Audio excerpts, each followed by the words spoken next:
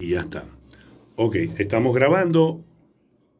Fran de Armas con nosotros, el tema la eutanasia.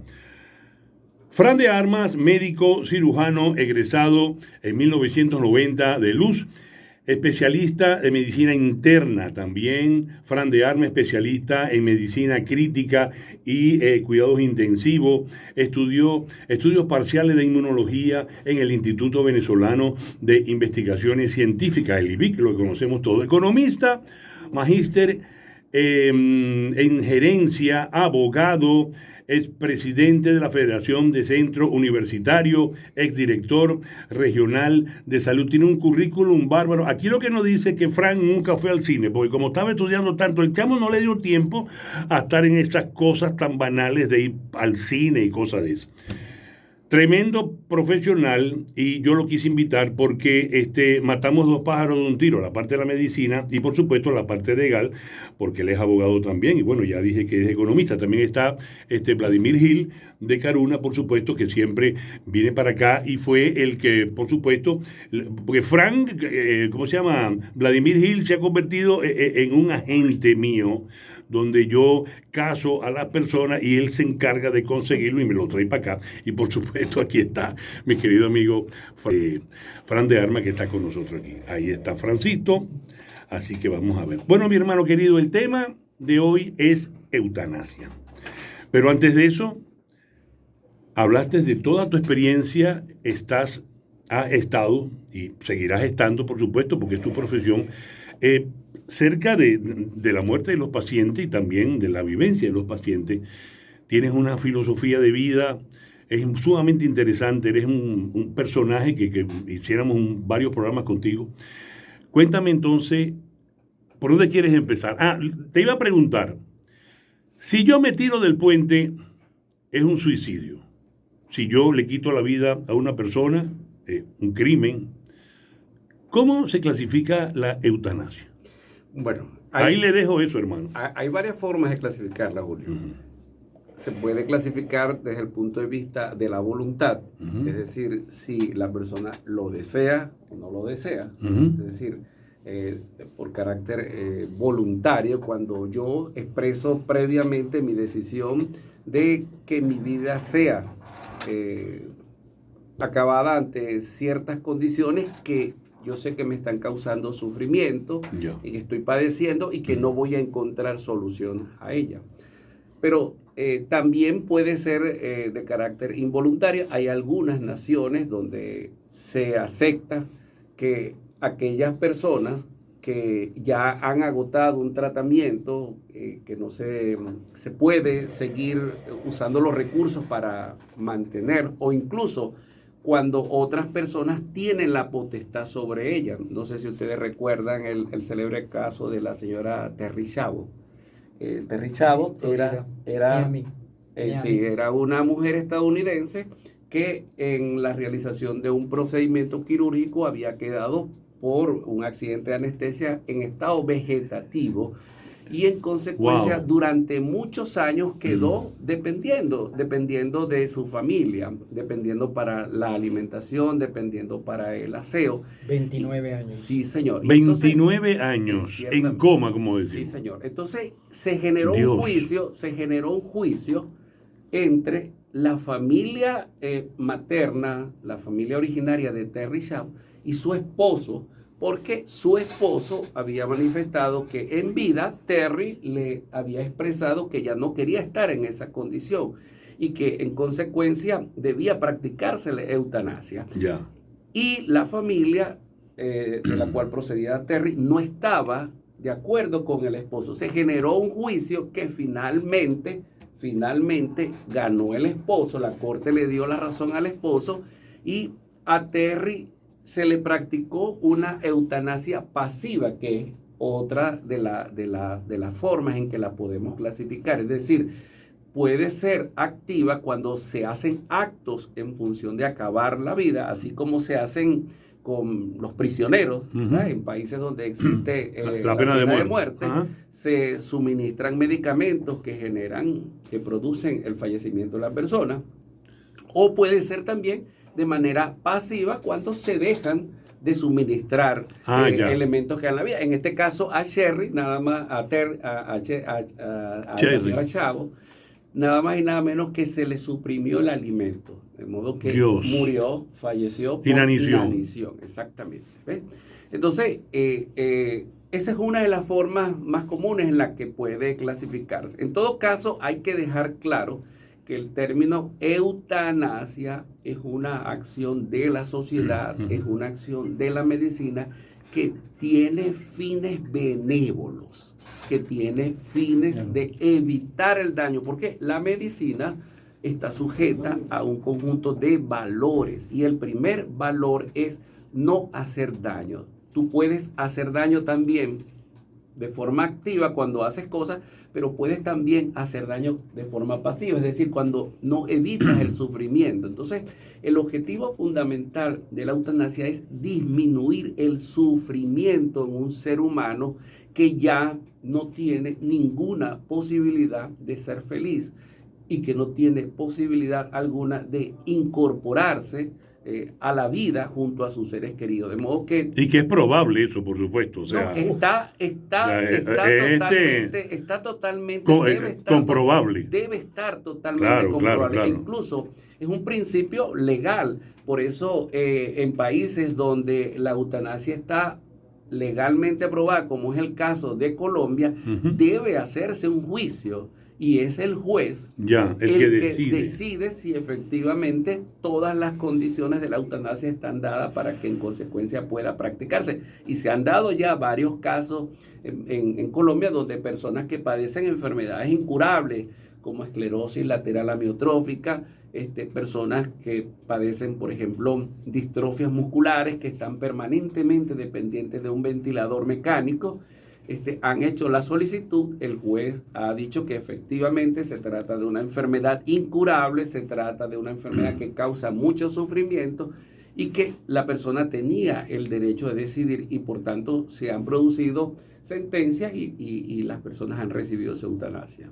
¿En qué tiempo se decide o el juez decide de que, da lugar a lo que el paciente en este caso está pidiendo de, no estar más en este mundo? ¿Eso es inmediatamente o lleva un proceso? El proceso que lleva todo juicio. Sabes que todo juicio tiene una etapa, ¿no? La administración de la justicia tiene una etapa. Tú tienes, cuando se trata de solicitudes a instancia privada, o incluso también a instancias públicas, porque por un procedimiento puede iniciarse por noticia escriben. Si un funcionario se entera de que hay una persona en esas condiciones, puede perfectamente iniciar, un funcionario de la fiscalía, iniciar ese proceso. Entonces se tiene que hacer la solicitud, se tiene que escuchar los planteamientos, en este caso de la fiscalía, que sería la contraparte, se tienen que escuchar los técnicos, los peritos, se tienen que presentar todos los soportes,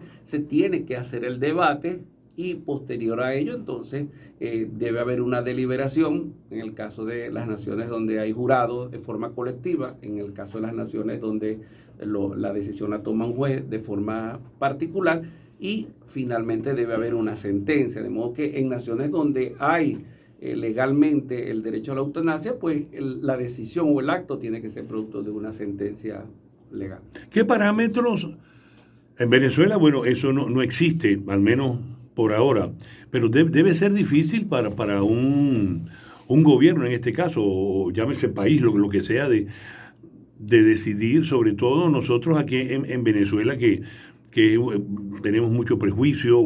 Colombia está al lado de nosotros y lo permite la eutanasia.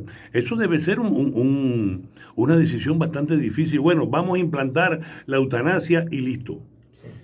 Fue la Corte Suprema de Justicia en Colombia, en el año 14, diciembre del año 14. La Corte Suprema, no fue un debate público. ¿A dónde? En Colombia. En Colombia. En Colombia hubo el debate. En el 14. En el 2014. En el 2014. Sí, y hubo un debate público y el caso llegó a la Corte Suprema y la Corte Suprema fue la que legalizó, así como lo estás oyendo. Con todo y lo ordenada que es Colombia desde el punto de vista judicial y jurídico, fue de verdad una decisión inobjetable, Así, ahí terminó todo. Por supuesto, estamos hablando de un caso extremo. O sea, yo no sé cuántas pacientes que han sufrido eutanasia, no sé, tú que sabes esto, me imagino que tienes estadística en un año, cuánto puede haber surgido una cantidad de personas que, bueno, se quitaron la vida así por eutanasia. Yo no sé, de 1001, no sé cómo será la estadística esa. Bueno, antes de comenzar el programa, yo te decía que no solo la eutanasia, porque la eutanasia sería una de las partes en las que se compone el tema de la muerte. Claro. ¿No?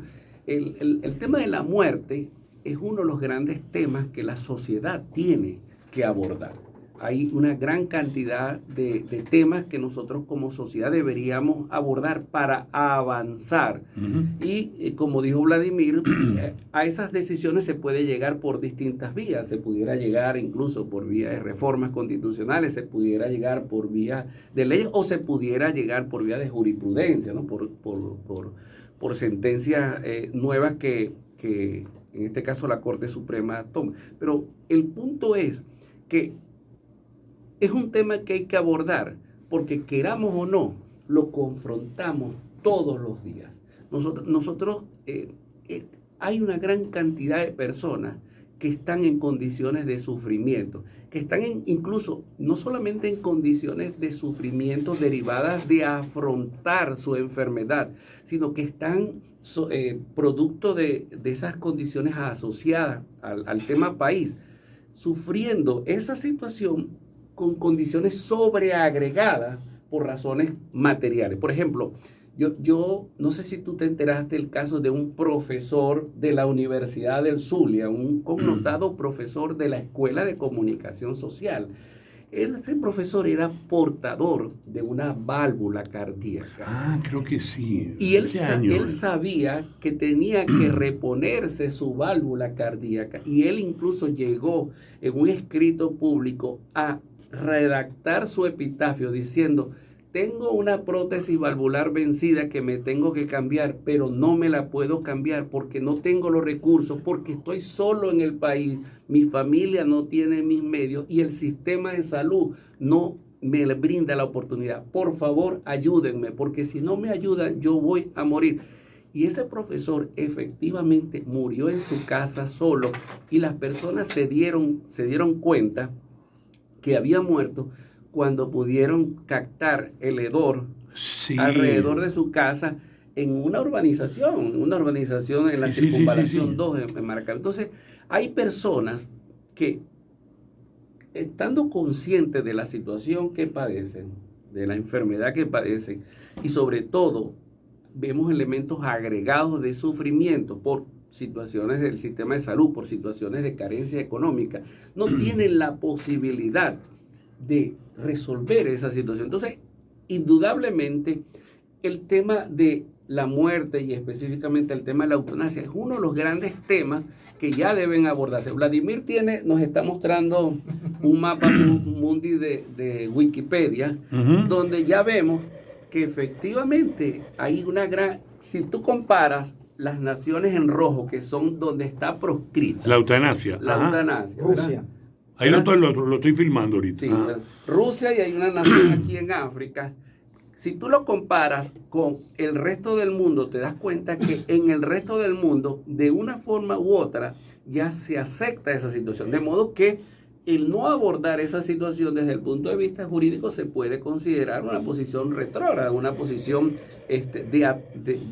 atrasada, una posición atrasada, porque en la gran mayoría de los países del mundo se enfrenta, bien sea activa, bien sea pasiva, bien sea voluntaria, bien sea involuntaria. Sobre todo pasiva. Así es. Sobre todo pasiva. Exactamente. Se afronta el tema. Y fíjate, tú lo dijiste, pasiva. En la práctica, nosotros aplicamos eutanasia. Oye. En la práctica, nosotros aplicamos eutanasia. E incluso... Por la forma de vida que tenemos, la alimentación, etcétera. No, digo, los médicos venezolanos tenemos que aplicar eutanasia. E incluso, desde el punto de vista jurídico, hay una condición marco que indirectamente es eutanasia activa. Porque la ley de ejercicio de la medicina en Venezuela te prohíbe el ingreso a las unidades de cuidados intensivos de personas que padezcan enfermedades crónicas y que no sean recuperables. Yeah. Es decir, que ilegalmente un intensivista en Venezuela está impedido de ingresar a las unidades de cuidados intensivos a pacientes no recuperables. Venezuela tiene en este momento menos de 100 camas de cuidados intensivos. Ese es otro tema. Entonces imagínate lo importante. O sea que prácticamente lo estás dejando, bueno, morir y hay ya una está. gran cantidad de personas. Pasiva. Exactamente, eso es eutanasia. Y, no hacer nada y que se muera. Y hay una contradicción ahí, porque por un lado no existe la eutanasia en Venezuela, pero por otro lado, la ley te dice, si yo tengo una cama de cuidados intensivos y tengo 5 pacientes, un paciente que, por ejemplo, sea diabético, que tenga nefropatía, que tenga ceguera, que lo hayan amputado las 2 piernas, y tengo un joven de 24 años que tiene un trauma craneal, yo no puedo legalmente darle esa cama de cuidados intensivos al paciente diabético. Tengo que dárselo al joven. Incluso yo pudiera ser sometido a una demanda por parte de los familiares del paciente diabético, pero hay un marco jurídico que en ese sentido me respalda, pero ahí se crea una contradicción jurídica. Y no solamente eso, o sea, a diario, por esa misma situación, nosotros manejamos pacientes que ya son irrecuperables en la unidad de cuidados intensivos, que tienen mucha estancia prolongada, que tienen muchas complicaciones. Y entonces, ¿qué es lo que hacemos? Quienes son intensivistas en Venezuela y en nuestro estado saben que estoy diciendo la realidad. Bueno, vamos a ponerle parámetros mínimos. Vamos a bajarle la concentración de para oxígeno. que se vaya poco a poco. Exactamente. ¿Ves? Eso es eutanasia pasiva. Eutanasia pasiva. Entonces, aquí en Venezuela. Así es. Y ocurre con mucha frecuencia. Bueno, entonces, ese es el color claro. Ay, perdón. Entonces, ¿por qué como sociedad no abordamos de una vez por todas un tema que forma parte de los hechos? Porque el derecho tiene como misión formalizar, estandarizar conductas que ocurren por vía de los hechos entre las sociedades. Costumbres. ¿Ves? Costumbres, por ejemplo. Entonces, si eso es un problema que está ocurriendo, ¿por qué no abordarlo de la misma manera que están ocurriendo otras situaciones en el país? El tema, por ejemplo, de género, etcétera, etcétera. Entonces, claro, una persona que está, por ejemplo, aquí en Venezuela, que salió en coma de una operación, por ejemplo, como le pasó a un amigo mío, entró al quirófano con una apendicitis y resulta ser que se descubrió en el quirófano que, bueno, ya no era apendicitis, sino como se complica la cuestión, ¿cómo se llama? Una peritonitis. Una peritonitis. Entonces hubo problemas de anestesia. El médico le dijo, no, mira, a la familia, yo estaba ahí presente, esto va a ser anestesia local, porque esto es rapidito, esto en 20 minutos lo sacamos ya. Y todos nosotros afuera esperando, pasó una hora y media, y no sabíamos qué pasaba, y resulta ser que al cabo del tiempo salió el médico reconocido de la ciudad, no voy a decir el nombre por supuesto, y dijo, bueno, ha habido un problema, surgió la peritonitis, y el muchacho se empezó a mover, un tipo grande, y vino el anestesiólogo y le aplicó como que se le pasó de maraca la anestesia. Total, resumidas cuentas, que el pobre chamo tuvo 9 meses en coma. Entonces yo me pregunto, y todos nos preguntábamos, entonces le hablábamos, tal, el día de su cumpleaños, yo llevé la guitarra y no sabíamos si el muchacho oía o no oía, en fin, nosotros de buena nota. La pregunta es, ¿qué se hace en esos casos aquí en Venezuela? O sea, el tipo está en coma, estaba desahuciado prácticamente, o sea, la familia gastándose un billete porque tuvieron que arreglar la casa con un enfermero y estar ahí todo el día con el amigo. Y entonces, si tú le dices, bueno, vamos a quitarle la vida, eso es totalmente ilegal, obviamente que sí, ¿no? ¿De ahí qué va a hacer? Sí, por eso es un tema que tenemos que al final el tipo se murió. afrontar. es un tema que tenemos que afrontar, porque es un tema que tiene mucha incidencia en términos de sufrimiento humano, en términos económicos, en términos de desajuste social. Yo te voy a contar una experiencia que yo tuve en el hospital una vez, cuando yo trabajaba en el hospital universitario. Me tocó atender un paciente que había tenido un trauma cervical. Ya. Esos pacientes, en el contexto de su atención, ellos tienden, algunos de ellos, a suicidarse, a practicarse el suicidio. ¿Cómo lo hacen? Ellos mismos se sacan el tubo orotraqueal. Ah, ya. Por alguna forma, estamos hablando de un paciente que no se puede mover de aquí para allá. Ya. En algún momento, él tiene conciencia de lo que le está sucediendo, sin embargo, está conectado a un ventilador mecánico porque no puede respirar. Entonces, muchos de estos pacientes, ellos para suicidarse, como pueden mover la cabeza, se sacan el tubo orotraqueal y deciden irse para morir, exacto. Hubo un caso de un paciente donde nosotros lo estábamos atendiendo con estas características y en algún momento se planteó la discusión con la mamá, porque es muy difícil para los médicos manejar situaciones de este tipo, sobre todo sin tener el consenso de la familia, sin estar al tanto, ¿no?